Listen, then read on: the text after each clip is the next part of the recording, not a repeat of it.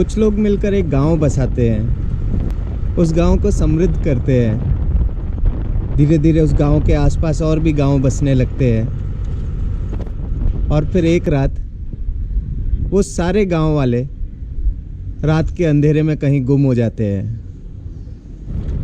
एक ही रात के अंदर 84 गांव 5000 लोग कहीं गुम हो गए। उन्हें किसी ने कहीं जाते हुए नहीं देखा। वो कहाँ गए किसी को नहीं पता। मैं अभी हूँ कुलधारा में, जिसे घोस्ट विलेज भी कहा जाता है और India's one of the most haunted place भी कहा जाता है। ये जगह जैसलमेर से करीब 18 किलोमीटर की दूरी पर है।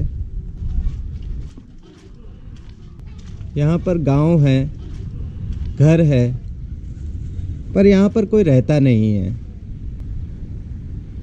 घरों के अंदर आंगन है, पर यहाँ पर कोई बच्चे नहीं हैं। खिड़कियाँ हैं पर निगाहें नहीं हैं। यहाँ पर मंदिर तो है पर कोई पुजारी नहीं है। अगर कुछ इस जगह पर है तो वो सन्नाटा है, खामोशी है और एक ऐसी सभ्यता का अस्तित्व है जो रातों रात कहीं गुम हो गई। अचरज की बात है ना, चौंकाने वाली बात है कि ऐसा क्या हुआ होगा कि एक रात के अंदर सारे गांव खाली हो गए। तो सबसे पहले तो ये जानते हैं कि ये लोग कौन थे जो एक रात के अंधेरे में सारे के सारे कहीं गुम हो गए। 1291 में कुछ ब्राह्मण पाली से यहाँ पर आए, जिन्हें पालीवाल ब्राह्मण कहा गया। इन लोगों ने रेगिस्तान के बीचों बीच एक गांव बसाया। उस गांव को समृद्ध बनाया, बहुत मेहनत की, खेती की, मवेशी पाले और धीरे धीरे एक गांव से गांव बढ़ते गए और 84 गांव बन गए। ये लोग टेक्निकली बहुत स्ट्रांग थे। इन लोगों को उस ज़माने के अंदर रेन वाटर हार्वेस्टिंग के बारे में मालूम था और उसके अंदर भी कुछ ऐसी टेक्निक मालूम थी जिससे बारिश का पानी रेत में नहीं समाता था, बल्कि एक जगह इकट्ठा हो जाता था। तो जितनी भी संभावनाएं हैं लोगों के कहीं गुम हो जाने की, उसमें से सबसे स्ट्रॉन्ग स्टोरी जो सामने आती है वो है यहाँ के दीवान सलीम सिंह से रिलेटेड। यहाँ के राजा का एक मंत्री था जो क्रूर था। उसे इस गांव की एक लड़की पसंद आ गई थी और वो किसी भी कीमत के ऊपर उस लड़की को अपना बनाना चाहता था। और फिर उसने इन गांव वालों के ऊपर दबाव देना शुरू किया, टैक्सेस बढ़ा दिए और फिर एक दिन हद तो ये हो गई कि उसने एक संदेशा भेज दिया कि या तो उस लड़की को उसे सौंप दिया जाए या फिर वो आने वाली पूर्णमासी को इस गांव के ऊपर हमला करेगा और उस लड़की को उठा के ले जाएगा।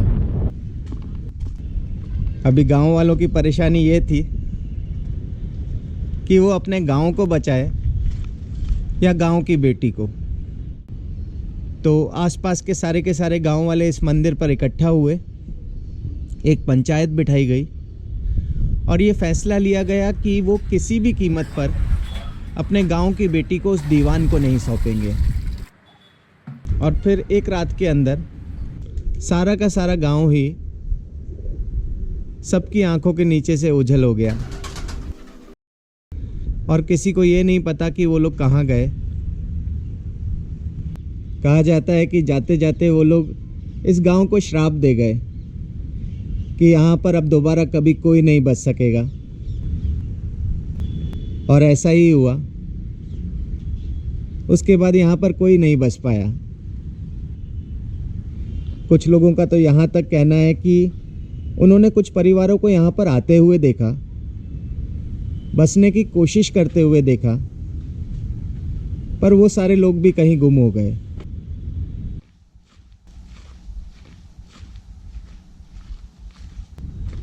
अब इस कहानी के अंदर कितनी सच्चाई है वो तो नहीं कह सकते, पर इतनी बड़ी संख्या के अंदर इतने सारे लोगों का गायब हो जाना, ये बहुत सारे क्वेश्चंस उठाता है, सोचने पर मजबूर करता है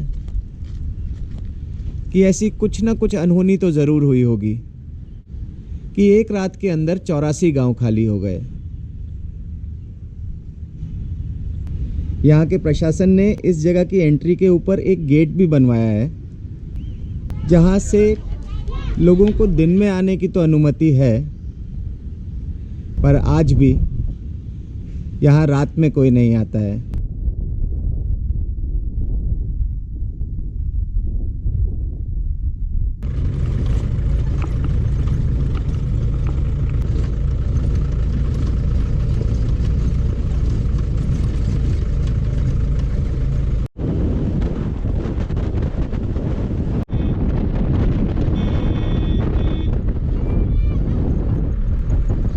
जैसलमेर अपने रेत के आंचल के अंदर बहुत सारे चौंका देने वाली कहानियां लिए हुए है।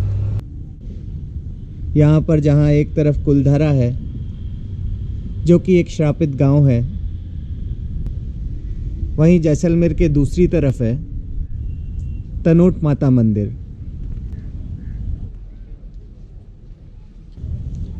ये मंदिर बीएसएफ की आराध्य है और इस मंदिर की देखरेख बीएसएफ के जवान ही करते हैं।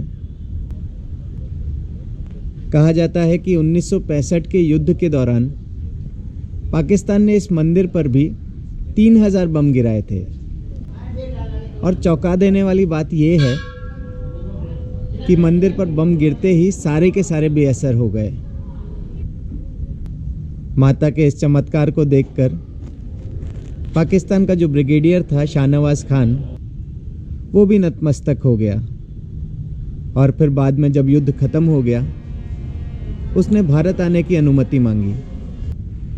करीब 2.5 साल के बाद उसे अनुमति मिली और फिर वो सीधे आया तनोट माता मंदिर पर और यहाँ पर आकर एक चांदी का छत्र चढ़ाया, जो आज भी मंदिर में है।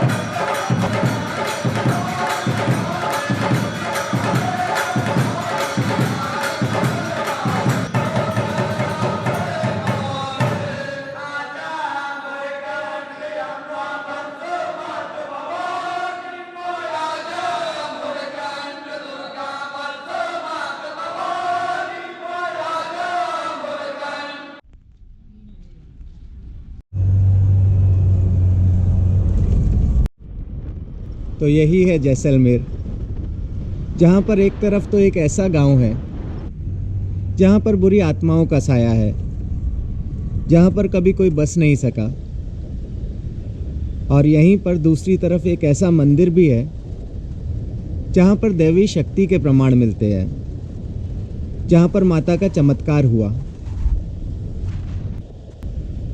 और यहीं पर जैसलमेर में ही हमारे सेना के जवानों की एक ऐसी शौर्य गाथा है जिसके ऊपर हम सभी भारतीयों को गर्व है, और वो है 1971 का युद्ध, लोंगेवाला वॉर।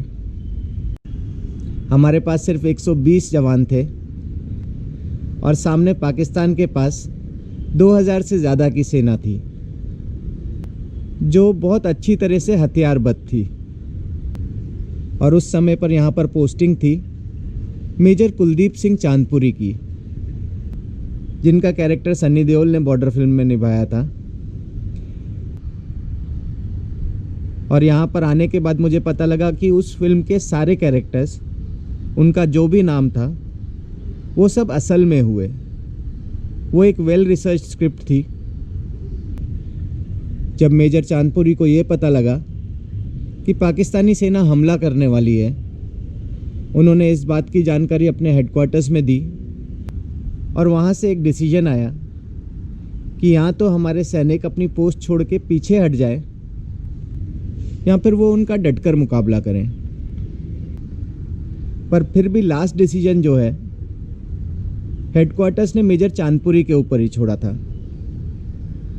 और उन्होंने क्या डिसीजन लिया ये हम सब देख चुके हैं। हम चलते हैं जब ऐसे दो दिल दुश्मन के हिलते हैं। 2018 के अंदर मेजर कुलदीप सिंह चांदपुरी का निधन हो चुका है, पर वो हम सभी भारतीयों में हमेशा जीवित रहेंगे। वो हमेशा अमर रहेंगे। उनके शौर्य की ये गाथा हमेशा सुनाई जाती रहेगी। नमन है उस महान योद्धा को, नमन है हमारे सारे सैनिकों को जो आज भी सरहद के ऊपर अपना आज कुर्बान करते हैं ताकि हम सबका कल अच्छा हो सके। Respect to our soldiers. जय हिंद, जय भारत।